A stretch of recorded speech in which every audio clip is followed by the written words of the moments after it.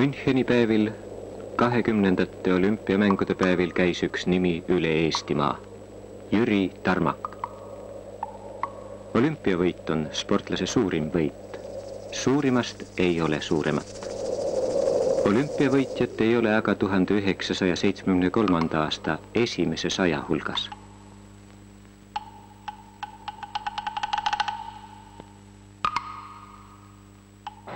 Me oleme teadlikud, miks pärast sellise tagajärgede langus tuli ette ja sellepärast see meid ei üllatanud ja sellepärast suurt sellist meeleolu langust nagu ei ole.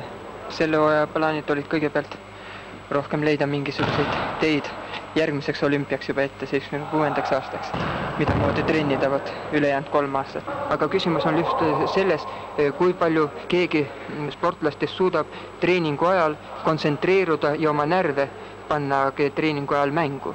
Asi on selles, et võib samasuguse töö teha, aga mõelda hoopis millegi teise peale ja selline treening ei anna üldse seda efekti. Kõigepealt peab muidugi igale sportlasele meeldima just treeningu protsess ja tundma sellest nagu mõnu. Mulle meeldib treenida, seda enam, et selline protsess, nagu meil on praegu treeningprotsess treeneritega ette nähtud, see on sellisel loomingulisel tasemel.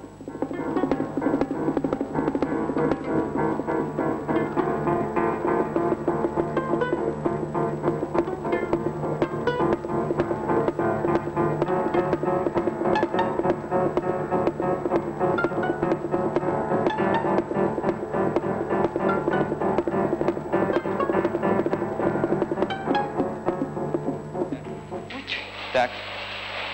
Чему? Так. Если я сегодня так. его улучшаю, то это не значит, что я что делаю. А колено, за которое ты схватился, как выглядело? А? Колено как? Ну, что колено? Нормально, да? Это ведь не через плавку, это выходы, наверное. Как ты прошел сейчас? 2.31. А рекорд было 2.30. Понятно. А я вообще 2.50 не вышел. Значит, твое состояние действительно хорошее. Функция колоссальная. Функция, да? Значит, очень много можно давать, только не выдерживает мышцы. Об этом надо подумать. Может быть, можно еще подумать. Üks tähtsamaid käesoleva aja omadusi on see, et peamine võistlus ei ole isegi võib-olla nii treenituse astme saavutamise võistlus, aga küsimus on just ideede omavaheline võistlus, ühesõnaga, kes suudab originaalsemalt mingi treeningu idee välja mõelda.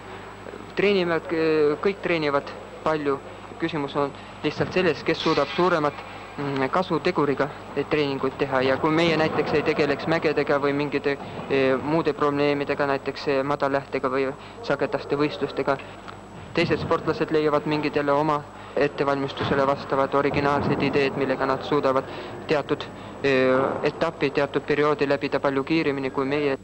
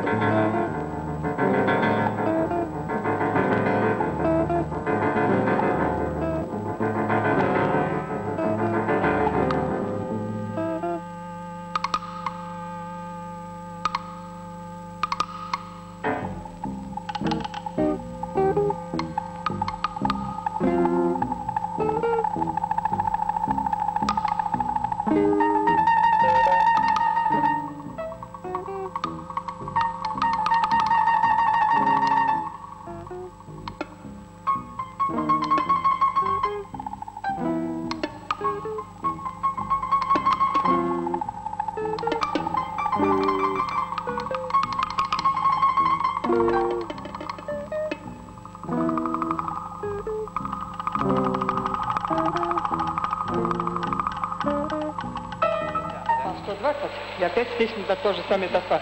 После этого уже второй раз уже она... No мне понятно, почему... Pavel Koihman, Tarmaku treenereid, ütles, resultaadid võivad langeda. Langeda ei tohi vaim. Tarmaku vaim sõna otseses mõttes kerkis. Mitte keegi pole veel 4000 meetri kõrguselt treenimas käinud.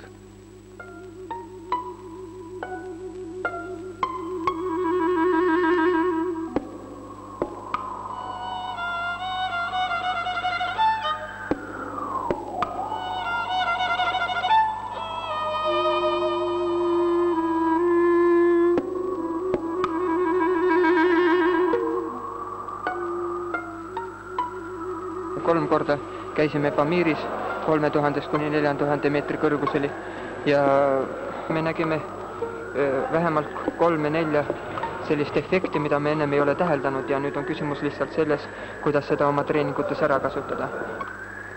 Kas mees jäi mägedele alla? Сейчас пульс проверим. 1974. aastal läheb Tarmak uuesti mägedesse.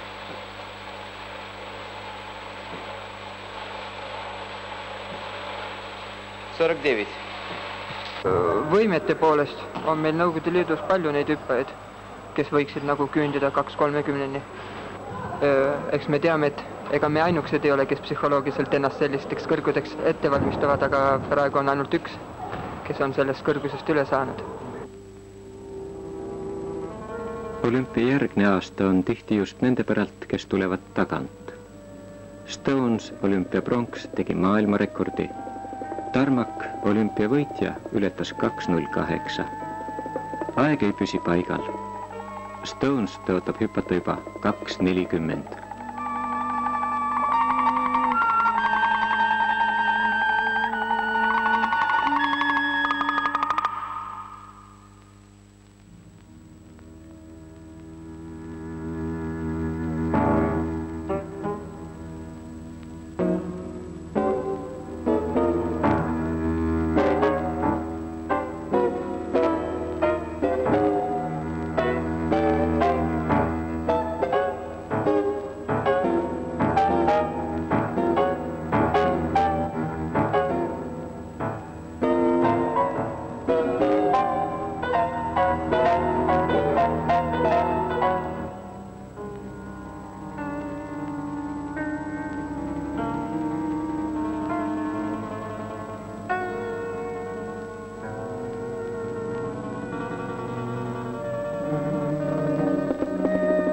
Kinolinal saab ajamasinat koguni tagasi keerata.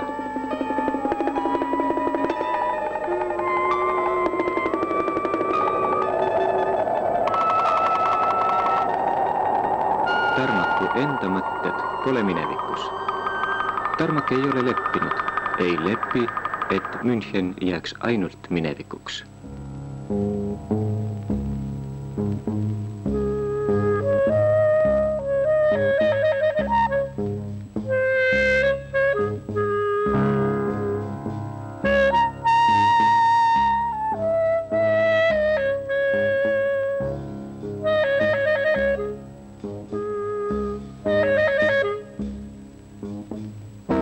Tšempion, kelle ego ei käi kaugel tema ees.